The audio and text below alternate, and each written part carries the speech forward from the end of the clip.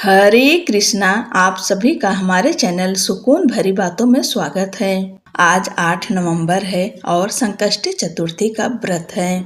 इस शुभ अवसर पर हम सुनते हैं चौथ माता की पवित्र कथा, जो सदियों से घर परिवार की रक्षा, संतानों के सुख और जीवन में समृद्धि का वरदान देती आई हैं। माता चौथ का यह व्रत केवल उपवास नहीं बल्कि विश्वास, भक्ति और समर्पण का प्रतीक है।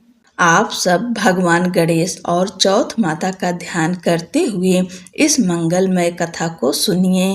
पौराणिक कथा के अनुसार एक सेठ सेठानी थे। उनके एक बेटा और बहू थे। बहू सबको भोजन करा के फिर स्वयं भोजन करती। एक पड़ोसन ऐसी भी थी जो रोज पूछती थी कि बहू आज क्या बनाया खाया। बहू कहती ठंडो बासी भोजन।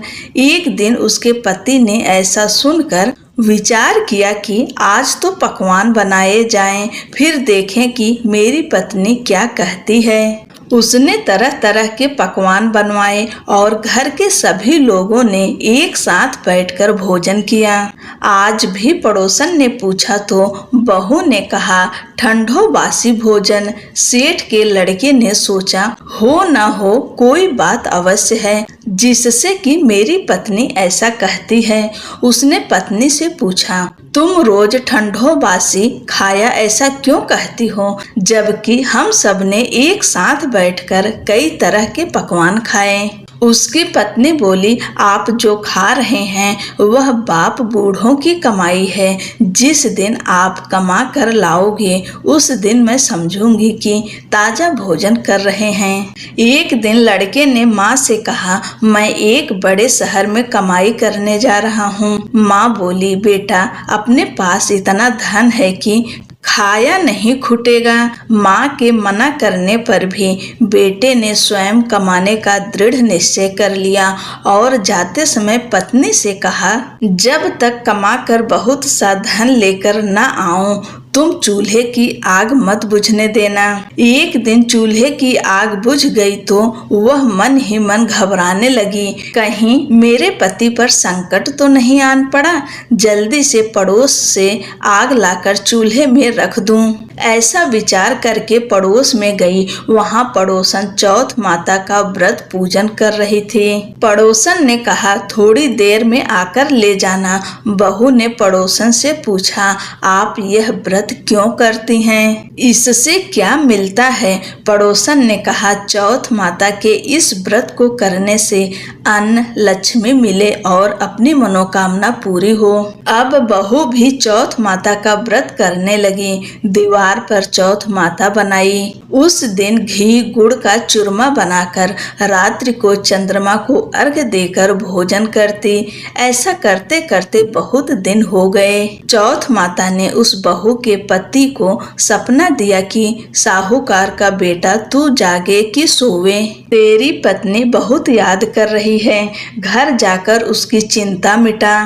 तू दुकान खोलकर कंकु केसर का पगल्या बना के बैठ जाना। आज तेरा हिसाब किताब चुकता हो जाएगा। अब तो चौथ माता ने जैसा कहा था वैसा ही हुआ। उसने घर जाने की तैयारी की और गाड़ी भर के धन दौलत लेकर चल दिया। रास्ते में एक बड़ा सा काला नाग फन फैलाए बैठ गया और कहने लगा आज तो मैं तुझे डसूंगा, छोड़ूंगा नहीं।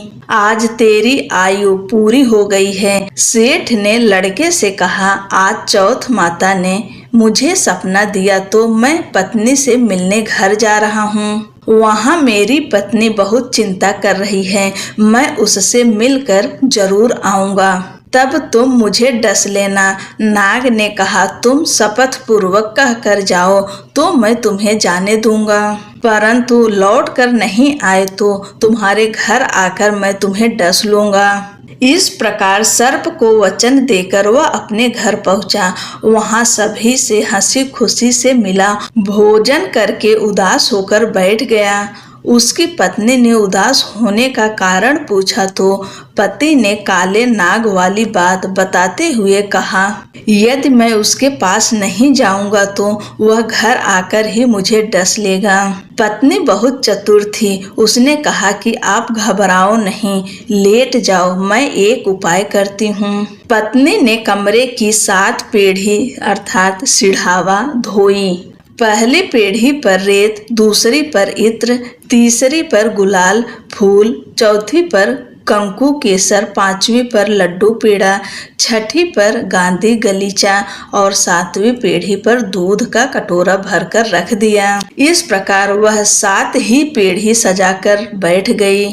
आधी रात होते ही नाग आकर पीढ़ी चढ़ने लगा।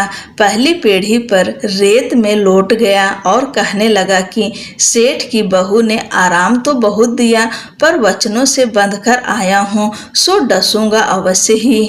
इसी प्रकार 7 पीढ़ियों पर नाग आराम करता हुआ और कहता हुआ कि डसूंगा जरूर कमरे में जाने ही वाला था कि चौथ माता ने विचार किया कि मैं इसे नहीं बचाऊंगी तो संसार में धर्म कर्म और व्रत पूजन को कौन मानेगा। अब तो गणेश जी, चंद्रमा जी और चौथ माता ने उसे बचाने का विचार किया। चंद्रमा जी ने उजाला किया, चौथ माता ढाल बनी और गणेश जी ने तलवार लेकर नाग को मार दिया और ढाल से ढक दिया। अब बहू भी थकी हारी सो गई। दिन उगा तो लोग बेटे से मिलने आए, परंतु बेटा बहू तो उठे ही नहीं थे। बहुत देर हो गई तो माँ उन्हें उठाने गई। माँ ने 7 पीढ़ियों पर जो कुछ देखा तो बहुत घबराई और बेटा बहू को आवाज लगाई। बेटा बहू उठे तो देखा कि एक ढाल तलवार वहाँ पड़ी है। अब ढाल उठाई तो वही काला नाग मरा हुआ पड़ा मिला। बेटा बहू ने सोचा कि आज तो धर्म कर्म ही आड़े आए, जो भगवान गणेश जी और चौथ माता ने अपनी रक्षा की है। हे चौथ माता, आपने जैसी सेठ की बेटे बहू की रक्षा की, वैसी रक्षा सबकी कीजो। बोलो चौथ माता की जय, भगवान गणेश की जय।